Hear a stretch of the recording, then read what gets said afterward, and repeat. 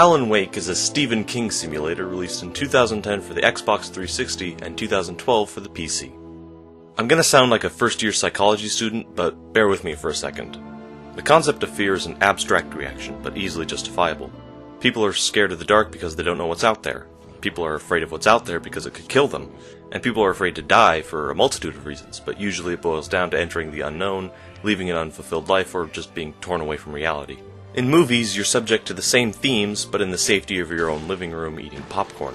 So directors either go for primal reactions in the form of jump scares or unsettling imagery, or by teasing your perception of reality by proposing certain psychological fears that can leave a lasting impression after the credits roll. Video game developers have those same techniques, but what sets them apart is the gameplay. So on top of making a game visually and thematically creepy, they also need to make a way the game plays distressing and foreboding. So that brings us to Alan Wake, a horror game that is one giant pop culture reference when it comes to the entire horror genre, and rolls it all into a single game that has pants-shittingly horrifying gameplay. Note, I said the gameplay is horrifying, not horrible. That's a razor-fine edge developers have to walk across to make a horror game good. But that's not all they have to keep in mind. But before I get into that, however, let's step back a bit and take a look at what this game actually is, starting with the story. Alan Wake is the best-selling author of thriller novels. Oh boy, I can see the meta-narrative already. He's recently run into a rough patch in his career in the form of a prolonged case of writer's block. His wife proposed a vacation to the small town of Bright Falls to get his mind off of writing for a while, but he's recognized almost immediately, and it turns out that it was all just a ploy by his wife and his agent Barry to inspire him to write some more, and maybe get psychoanalyzed. Alan gets upset, goes for a walk, hears his wife scream, jumps into a lake to save her, blacks out, and then wakes up a week later to discover himself trapped within a living nightmare with his wife missing. Throughout the rest of the game, Alan tries to save his wife, all while undergoing supernatural recreations of a book which he has no recollection of writing. He has to fight off shadow people and possessed machinery as he traverses the landscape looking for various means of help or clues. Alan's means of defense is that of his flashlight, which he needs to keep charged by finding batteries. The flashlight is used to weaken all the spooky things in order to make them susceptible to attack. And then there are the guns, which he uses to shoot the spooky things. Sometimes you're not supposed to shoot the spooky things, though sometimes you just have to run away or find other means of damaging them. That's Alan Wake in a nutshell. What makes playing the game so horrifying is not your lackluster combat abilities, but rather it's the tank controls, a tiny health bar, and the very knowledge that with every action you take makes your resources dwindle further and further. You want every shine of your flashlight to count lest you run out of batteries and become completely helpless. Make every shot hit because the beasts can take a lot of damage and bullets can be hard to come by. It makes the very act of reloading a more stressful ordeal than in any other game I've played. What the game does is it takes the fearful imagery conveyed by the atmosphere and the enemies and then combines it with the stress of ammo conservation and all the ways you can screw yourself over by not paying enough attention lest you get whacked by a scythe from out of nowhere or a recently possessed chair. What most horror games do is hinder your character's abilities by making you feel helpless up against a mysterious and overbearing enemy of some kind. What Alan Wake does is it gives you everything you need to do and can feasibly do as some white-collared schmuck, but puts the hindered ability on you as the player by keeping you just on the verge of helplessness. As the game progresses, rather than get more powerful, you pretty much stay the same as the enemies get tougher and group up more. It's hard to feel too overpowered or comfortably equipped unless you play in easy mode. The biggest flaw is that if you happen to have stockpiled a lot of powerful weapons in reserve and you reach a certain part in the story, they'll be taken away from you. Often to good effect where you have to make your way without a gun, but it's a bit frustrating to know you could have used a few more flare guns or flashbangs to make some of the previous encounters much easier to deal with. It's important for a game like this to keep everything terrifying so that the feeling of dread translates well into the gameplay. So with dark atmosphere coupled with dark enemies, they could pop up anywhere, and if anything can be suddenly possessed, then you can never let your guard down. Now that's pretty eerie, but Alan Wake kinda screws that up by taking control away and deliberately panning the camera to show the new monsters appear or Toaster come to life. Luckily, the game redeems itself by not doing it all the time. Sometimes the game warns you the enemies are coming from all angles, sometimes it doesn't, but it's never unfair. If an enemy appears unannounced, it will always come from where your eye is automatically drawn towards, often punctuated by the dynamic music swelling up a bit. It's a great way to keep the player vigilant and aware of their surroundings, but not completely in the dark. Helps put you in Alan's shoes. The game design is also streamlined very well. Unobtrusive HUDs sporting a minimalist minimap, clever directional cues, incentivized exploration through use of collectibles, and the whole light and dark theme usually leaves where you need to go really obvious. I especially like the flashlight, which apart from being a light source, will burn off the darkness and also acts as a reticle for your gun, fulfilling 3 different purposes without sacrificing usefulness, which is always a good thing. The level design is really something else in general. It's easy to feel the game pull you in exactly the direction it wants you to go, while at the same time making it feel like you're finding your own way.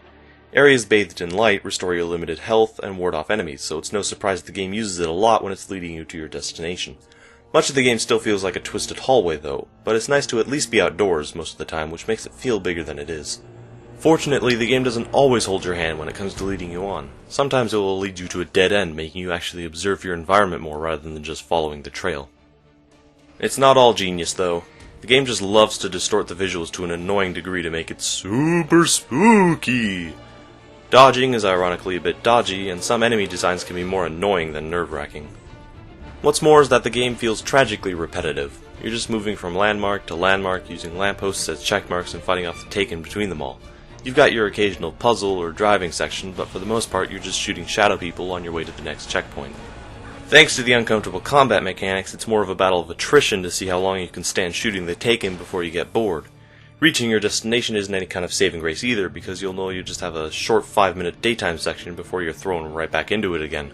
When it comes to environments, Alan Wake kinda drops the ball again. For the entire first half of the game, all the daylight sections happen in the town or close to other civilization, and the nighttime segments mostly happen in the woods or some form of blue-collar workstation. Granted, it is kind of hard to come up with creative set pieces when your story takes place in a small town surrounded by woods. The set pieces don't begin to pick up until the latter half of the game, but the forest segments still intrude intermittently. At the very least, they did a good job making the world feel natural. It's not uncommon to see a ghost town or a mineshaft in a place like this, so the world feels cohesive even if a bit played out until near the end, where things tend to get a bit more imaginative. Everything looks nice too. The game is very pretty despite being 5 years old. The people, on the other hand, are pretty goofy looking and have some pretty uncanny facial animations. The camera really likes to show off the crude job by panning way too close most of the time. I'm not sure how the 360 version holds up, but the PC version is still decent eye candy. It's kind of funny seeing the real-time graphics hold up better than the pre-rendered cutscenes. As for the story, it's less of an homage and more of a blatant rip-off. Believe it or not, I've never seen Twin Peaks nor read a Stephen King novel, but everything the story had to offer seemed contrived and unimaginative. I guess what they were trying to do was translate that Stephen King horror attitude into a game and see if it worked. And it must have, because I was bored to tears the entire time. Nobody believes Alan's psychotic ramblings and remain blissfully unaware to the obvious abnormalities constantly happening around them. The narrative would have you question whether or not the events are actually happening, leaving you on the edge of your seat till you reach the end, but I truly found it hard to care. I went in assuming the whole thing was a crazy delusion, and that's the same way I felt at the end. I just hate the kind of supernatural Alan Wake invokes, because it has no parameters, it just does what it pleases when the plot permits it. The whole game is broken up episodically, just so it's really clear that this is supposed to be representative of a cheesy murder mystery TV show. And yes, they succeeded at making it feel like a dumb soap opera with its ham-fisted dialogue and uncanny characters, but at what cost? Who wrote this crap, anyway? That's just my opinion on it. There's plenty to like about the story. You could probably write an essay on all the way he uses metaphor, wordplay, and tragic irony, so the style and substance is all definitely there, it just didn't resonate with me personally, that's all. I know at the beginning of this review I was praising it for being a genuinely horrifying experience, and that is what I felt my first time playing, but when I came back with a critical eye and I didn't let the fear get the best of me, you kinda start to see the glaring issues with a game like this. There's a reason the phrase, scared stupid, exists. Your instincts make you forget everything else except for what's happening in the moment. Once you're in the mood, even the smallest thing will freak you out. For example, walking through an abandoned house during the day is a non-issue, but during the night it can be petrifying. Realistically, there's nothing more dangerous about the house just because the lighting has changed, but the fear of the dark and the classic abandoned house trope combine to make something more terrifying than the sum of its parts. So, in a roundabout way of saying it, Alan Wake does its job well enough if you subscribe to the horror mentality, but with a mindset that can look past the cheap thrills, it kinda falls apart on itself. Then again, it's hard to fault a horror game if you refuse to be scared, but that just means it wasn't scary enough. Again, if you made it too scary, you wouldn't want to play. It's another tightrope horror games have to walk across to make sure the player is immersed in the experience, but not so much so that it hinders their ability to keep playing. To its credit, however, I believe Alan Wake is probably the closest horror games have ever gotten to a correct balance, but the story and repetition personally leave me feeling a bit disjointed. The combat works remarkably well in that it's easy to learn and makes you feel uncomfortable while still being fun, but I found it difficult to keep on playing with all the repetition. The game takes 5 hours before it really starts to get going with the gameplay, and that's about 5 hours too much. Likewise, the story is also fairly stilted for a fair share of the game. Until the end of Chapter 4, I was siding with Barry. Fuck him, let's just go. Alan Wake succeeds in combining horror and thriller elements from TV, movies, and books, and translating them all flawlessly into a well-designed game.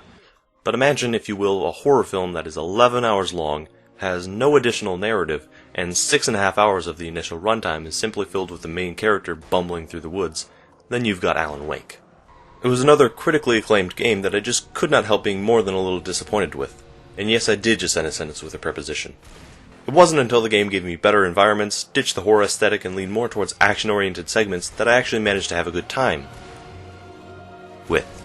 In conclusion, Alan Wake, a psychological action thriller. While the psychological and thriller aspects are garbage, the action, and by association the enjoyment, only take up about 1/3 of the title. It's a good game in its design, maybe even great. It's just not for me.